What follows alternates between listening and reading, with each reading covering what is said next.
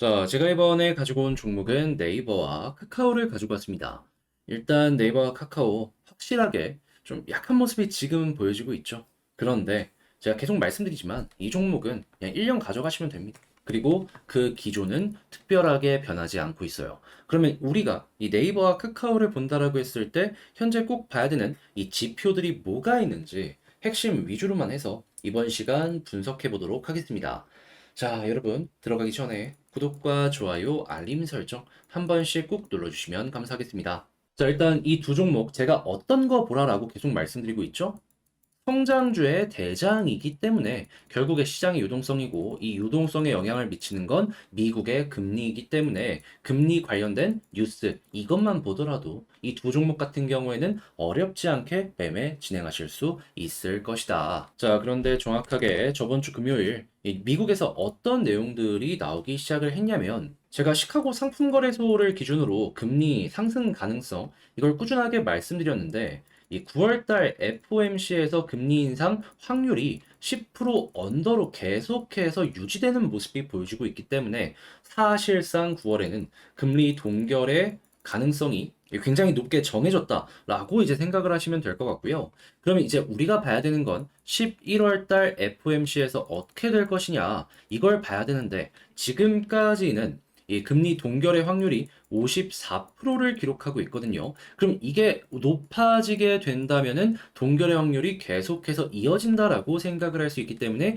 이게 시장의 호재다라고 보시면 되는데 그런데 그동안은 왜 이렇게 빠지게 되었냐? 여기에 악영향을 미칠 수 있는 뉴스들이 꾸준하게 들려오게 되었습니다. 그 대표적인 게 뭐냐? 석유.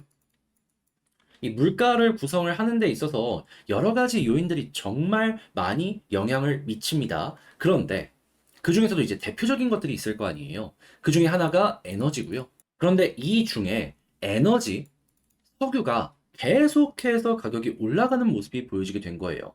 그 이유도 사우디랑 그 러시아 여기가 전 세계 석유 생산량으로만 놓고 봤을 때 1, 2등이거든요. 여기에서 감산한다라고 해가지고 수요는 일정한데 공급량이 줄어든다. 가격이 올라가는 거 당연한 거잖아요. 그 모습이 나오다 보니까 석유의 가격이 꾸준하게 몇 날 며칠 올라가게 되었던 것이죠. 그러다 보니까 물가의 부담으로 연결이 되었던 겁니다.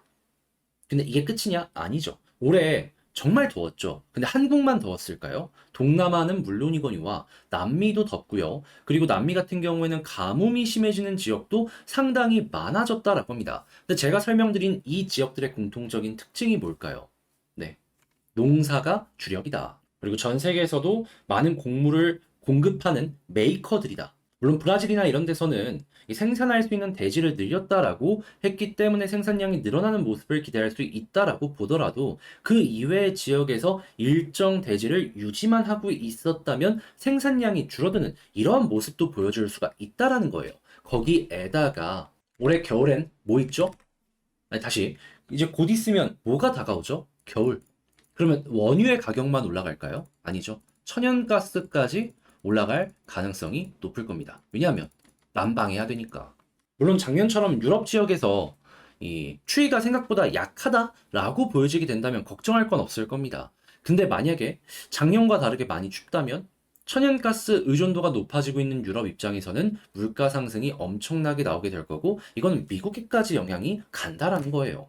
그럼 이게 올해 하반기에 금리 인상의 확률을 조금 높일 수 있는 이슈다라고 우리에게 보여줄 수 있는 거죠. 근데 만약에 이게 만약에 잘 넘어가게 되고 금리 동결로 쭉쭉 연결된다면 어떤 것들이 우리에게 보여줄 수 있을까요? 이 두 가지 중에서 일단 천연가스의 가격 안정 나올 거고요. 그리고 식품 관련해서 분명히 가격의 상승이 약간 올라온다라고 해도 어느 정도 안정세가 나올 가능성 높을 겁니다. 그때 지금 인건비 관련해서 미국에서 안정되는 모습이 보여지고 있거든요. 고용이 막 불타오르다가 완화되는 모습이 실질적으로 7월달, 8월달부터 보여지고 있어요.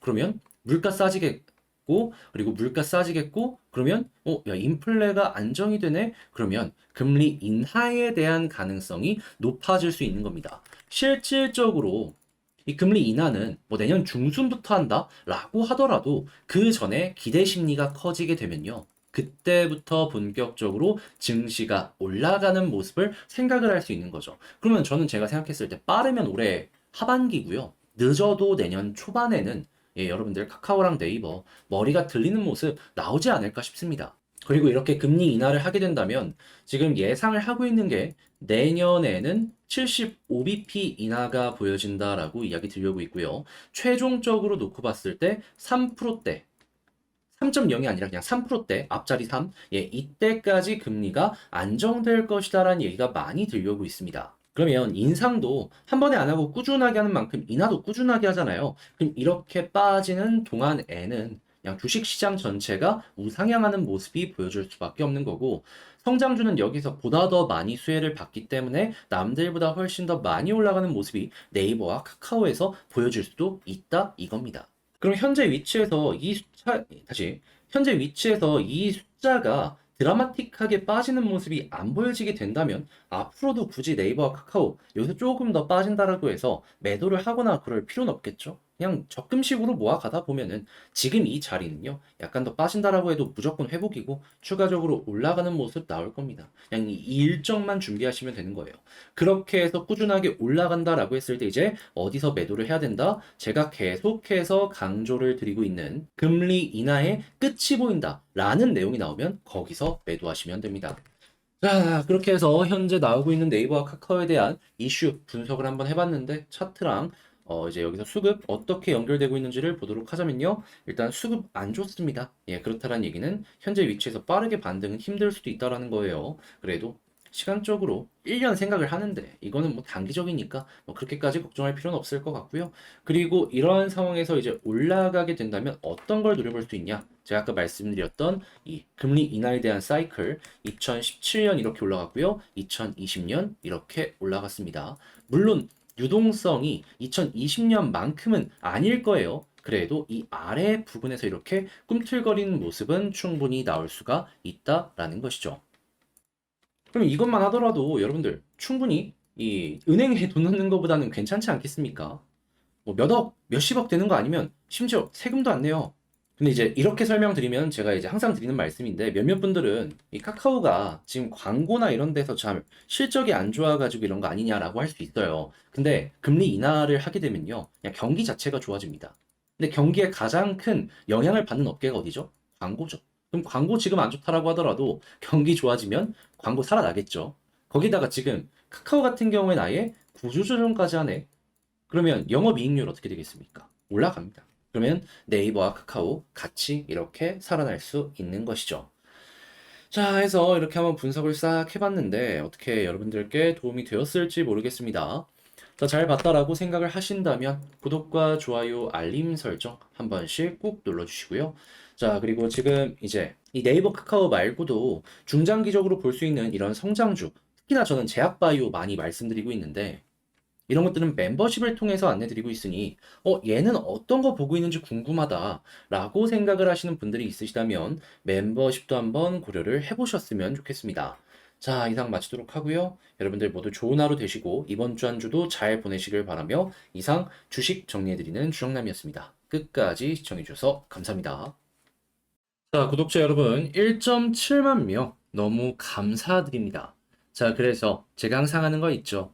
이 1.7만 명 기념으로 여러분들이 이 분석해달라라고 요청하는 종목 영상 댓글에 남겨주시면은 제가 따로 시간 내 가지고 한 다음 주 정도쯤에 취합해가지고 여러분들과 함께 분석해보는 시간을 갖도록 하겠습니다. 그러니 나 이거 한번 맡겨보고 싶다. 이거 한번 같이 봐보고 싶다. 라고 하는 종목이 있다면 많은 댓글 참여 작성해 주시면 되겠습니다.